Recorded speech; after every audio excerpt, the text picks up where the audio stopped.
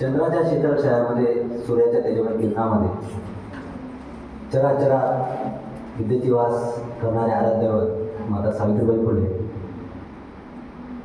ज्या महामानवांनी आपल्या आयुष्याचं रान केलं, त्या मेहनतीचं आज आपण ज्याप्रमाणे बसतोय, ज्यांनी समता, न्याय, बंधुता या खऱ्या लोकशाहीचा जो धागा आहे तो या देशामध्ये पुरवण्याचं कार्य करणारे असे भारतीय घटनेचे शिल्पकार महाकारुणिक परमपूज्य बोधिसत्व डॉक्टर बाबासाहेब आंबेडकर यांच्या प्रतिमेला प्रथमतः अभिवादन करतो.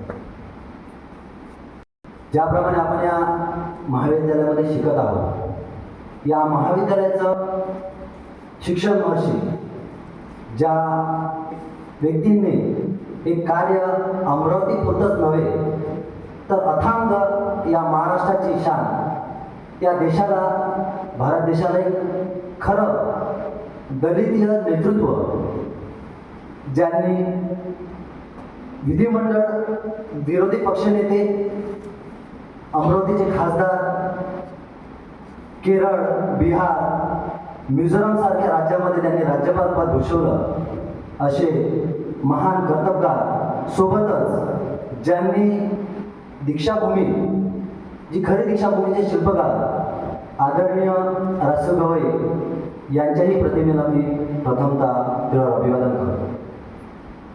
आपल्या या महाविद्यालयाचा ज्या प्रकारे आजचा हा कार्यक्रम आहे, या कार्यक्रमाची शोभा जो आपला मंचक असतो ते आदरणीय पितृतुल्य असे शिक्षक वृंद यांनाही या मंचकास मी नतमस्तक होतो.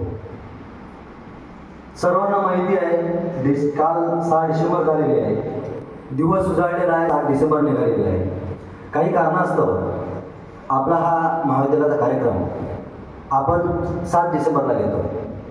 दिवस मोठा आहे, स्मरण मोठं आहे, विचारधाराही मोठी आहे. ज्या प्रकारे डॉक्टर